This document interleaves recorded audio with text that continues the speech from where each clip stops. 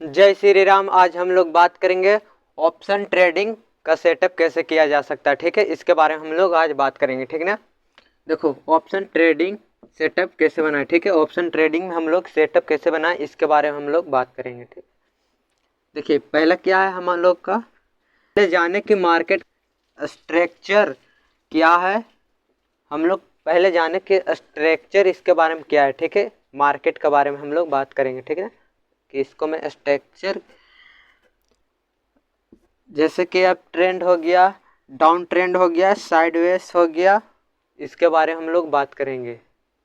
Technical analysis क्या है। ठीक है, टेक्निकल एनालिसिस क्या है इसके बारे में। ठीक है, टेक्निकल एनालिसिस, इसको में 3 फिक्चर दिए गए हैं, 3 फिक्चर्स दिए गए हैं। ठीक है, पहला है ब्रेकआउट है, दूसरा में क्या है रिटेस्ट दिया गया है, सॉरी तीसरा में क्या है कोरेक्शन दिया गया। ठीक है, ब्रेकआउट के बारे में हम लोग बात करेंगे। ब्रेकआउट, ठीक है, ब्रेकआउट क्या है, जो हमारा लाइन को तोड़कर ऊपर जाता है।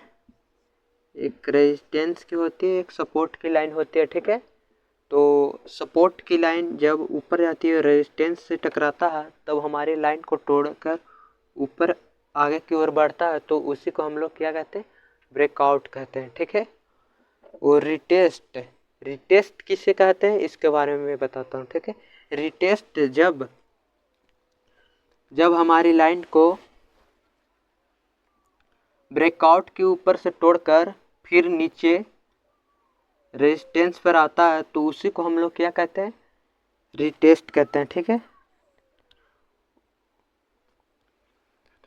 और फिर क्या कोरेक्शन क्या होता है, ईटीसी। ठीक है, ईटीसी जब हमारा मार्केट रेजिस्टेंस में और सपोर्ट में चलते वक्त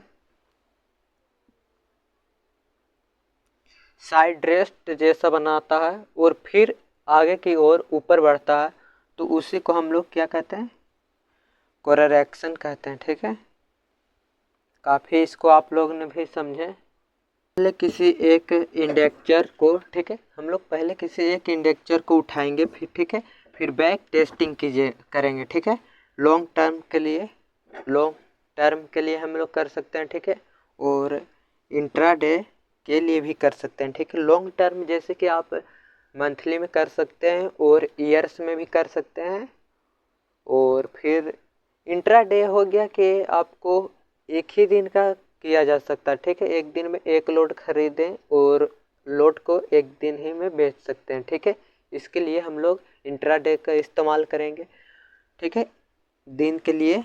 और लॉन्ग टर्म तो हम लोग महीने या हफ्ते के लिए भी कर सकते हैं, या तो सालाना के लिए हम लोग कर सकते हैं। ठीक है, लॉन्ग टर्म हमारा यह होता है। तो हम लोग आगे देखते हैं। ठीक है, लॉन्ग टर्म के लिए, ठीक है, लॉन्ग टर्म के लिए क्या लेंगे, EMA क्रॉस ओवर। ठीक है, क्रॉस ओवर। ठीक है, जैसे कि 10 EMA, ठीक है, 10 EMA आप जब ट्रेडिंग में जाइए ना, तो आपके वहाँ पड़ा स्क्रीन पर दिख जाएगा 10 EMA चुन सकते हैं, या तो 20 EMA आप चुन सकते हैं। ठीक है, उससे क्या होता है कि आपको ट्रेडिंग, जब लाइव ट्रेडिंग चलता है उसके समय आपको दिखेगा और आसान लगेगा। ठीक है, ट्रेडिंग करने में भी। ठीक ना, तो आप लोग इसको भी काफ़ी ध्यान से देखिएगा। 10 EMA और 20 EMA भी काफ़ी, ये दोनों काम देते हैं आपको ट्रेडिंग में ग्रो होने के लिए काफ़ी। ठीक ना, देखिए हम लोग देखेंगे इंट्राडे के लिए। ठीक है, इंट्राडे के लिए हम लोग काफ़ी जानेंगे। ठीक है ना,